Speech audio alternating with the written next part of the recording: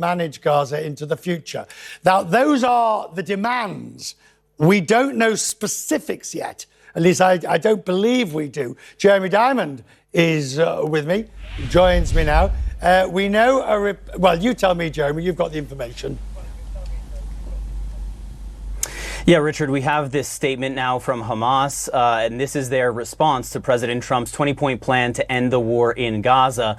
The top line is that the response is positive from Hamas. They say that they are ready to release all of the living and dead hostages being held in the Gaza Strip at the outset of any ceasefire here, and based on the exchange formula presented by President Trump, meaning the numbers of Palestinian prisoners that Hamas would receive in exchange, Palestinian prisoners who would be released from Israeli jails. And they say that they are ready to immediately enter into negotiations to discuss the details of how that hostage release and prisoner release would actually take place.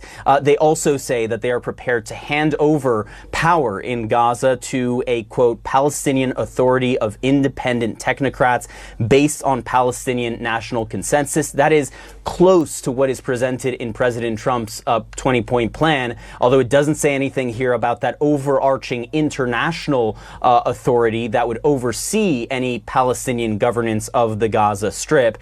Then things get a little bit trickier here with Hamas's response, Richard, because Hamas then says that regarding other issues related to the future of the Gaza Strip, including what they call the, quote, inherent rights of the Palestinian people, which could be seen as a reference to Hamas's weapons, something that they have described in the past as something they view as their legitimate right to hold those weapons against and to use them against the quote-unquote occupation. They say that that is something that they would like to discuss in connection with this Palestinian national framework. And that is where, you know, we're going to have to see how the United States and how Israel respond to this, because what we are getting from Hamas here is not a resounding yes to this 20-point comprehensive plan. It seems to be a yes but, or a yes with certain omissions. Other than this notion of the inherent rights of the Palestinian people, there is no explicit mention to the critical issue of Hamas disarming Gaza, being demilitarized, which is at the crux of this proposal, which is why Israel agreed to this 20-point plan, and something that Israel has laid out as a necessary condition for ending the war. And the fact that Hamas doesn't address this here raises questions about whether or not that is something that they are indeed on board with.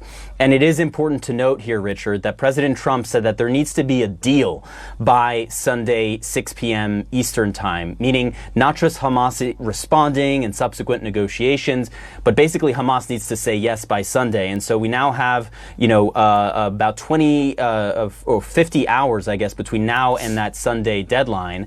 And so a lot's going to need to happen in the meantime if indeed they can actually get to an agreement here. In many ways, the response we've got from Hamas is exactly what everybody thought and or feared. It would sort of give 60%, 70%, 80%, 55%. It doesn't matter the number. It was never going to give 100%. And it is that missing component that where the focus of attention will be. Absolutely. And it's also important to keep in mind that this is a statement meant for public consumption from Hamas. We don't yet know the details of the actual response that Hamas has submitted to the mediators, what kinds of messages they may have conveyed to the mediators that are not included in this statement. So that is also important to keep in mind. There could be details that we don't yet know about in Hamas's response to all of this that could either make things even closer to a potential deal or make clear that a deal is not going to come together by Sunday evening. The bottom line is, at this point, Richard, we simply do not know whether this response from Hamas, which is largely positive but lacking some key details here, whether or not it will actually lead to a deal, and in particular, whether it will lead to a deal by President Trump's new Sunday 6 p.m. deadline. Does anybody realistically expect Hamas to hand over its arms?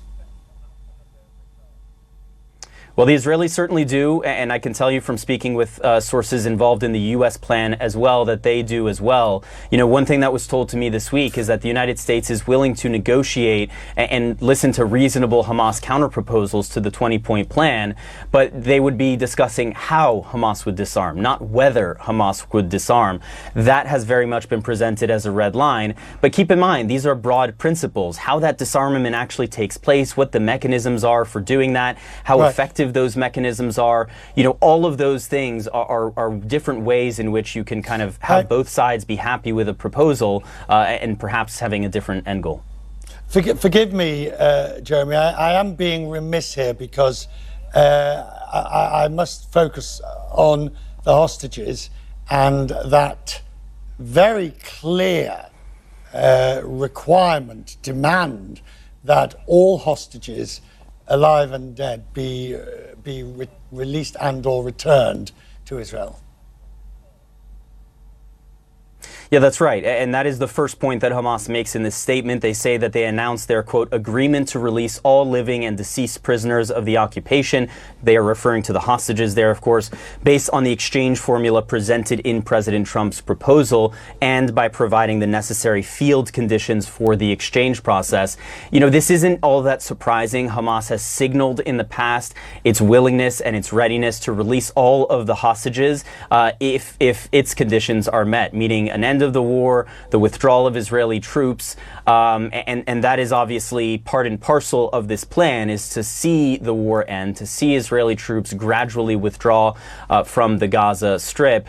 And so it's not all that surprising that Hamas is agreeing to this, but obviously the fact that it comes within the context of this 20-point plan, that they are being positive about other aspects of this as well, including giving up power in Gaza, all of that very, very notable and could signal an opening here for a deal to happen. But once again, there are a lot of things that are omitted in this response. There's a lot of points that they clearly don't fully agree with, a lot of negotiations that will need to take place in order to make this a reality.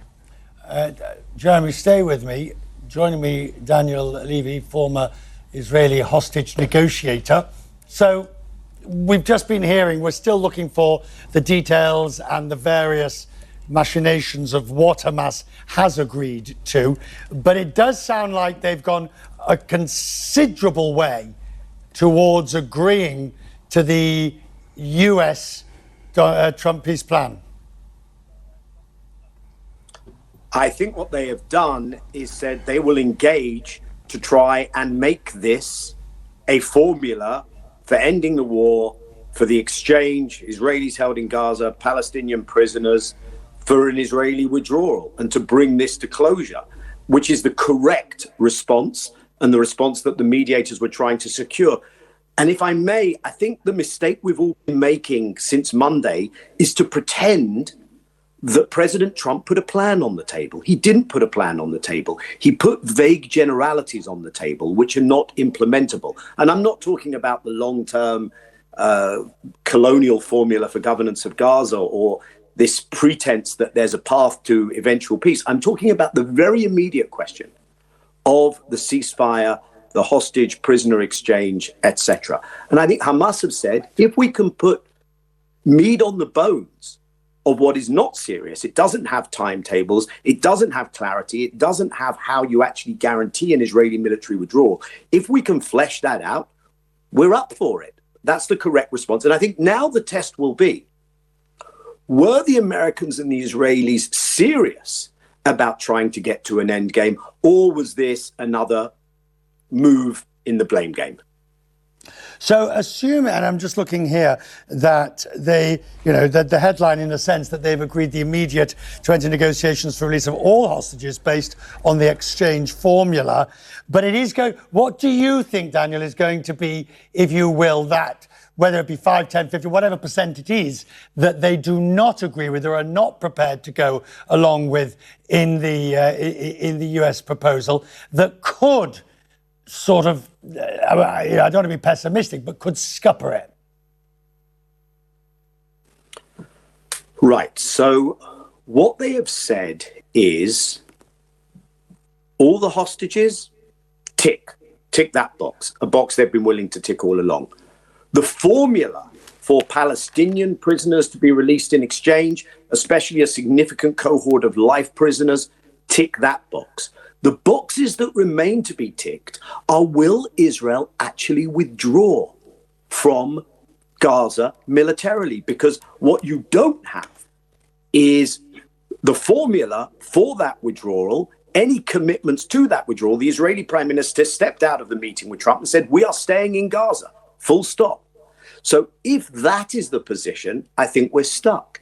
If we can come up with a formula, and they've been achieved in the past, they've just not been implemented by Israel. If we can come up with that formula, then I think it can happen. I wrote, if I may, Richard, earlier today in Substack, I said that in the likely event that Hamas and the mediating parties respond with necessary clarifications and revisions, the encouragement should be to engage with that. And I think that's the crucial thing.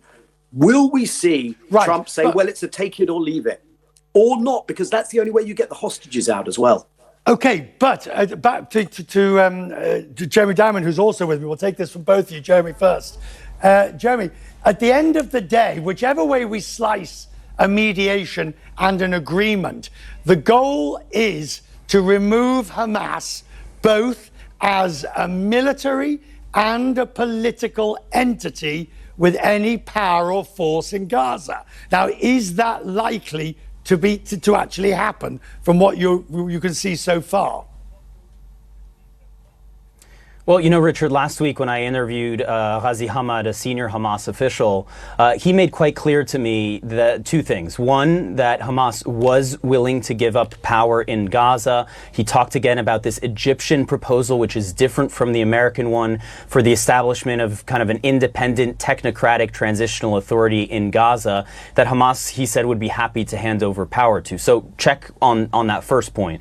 Then on the second point of disarmament, he made very clear that that remained a red line for Hamas, that the only context in which he could envision Hamas disarming would be in the context of the establishment of a Palestinian state, in which case the weapons of these various militant forces, such as Hamas, Palestinian Islamic Jihad, etc., would be handed over to the state, the Palestinian state, in that question.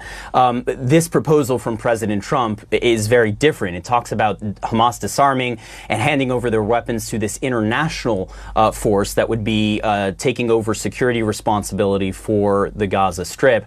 And there is nothing in this statement from Hamas tonight that suggests that they are on board with that. Instead, again, there is no explicit reference to disarmament. They talk about the, quote, inalienable rights of the Palestinian people, which could potentially be interpreted as talking about Hamas's weapons and their right to weaponry in the context of an Israeli occupation. And in that case, they talk about those inalienable rights needing to be discussed with that Palestinian Transitional Authority in the context of a Palestinian national conversation. That's very different from agreeing to an international force coming in and taking their weapons away. And so again, we don't know what's being said beyond this statement at this point. There could have been messages conveyed by Hamas that they are either open to that despite this statement or very much not open to that idea. We are just going to have to wait and see over the coming days. All right. Thank you, Jeremy Diamond in I think it was Tel Aviv, and Daniel Levy. We will talk more as the hours move on and we get more details, but I'm grateful to both of you for putting that perspective into it.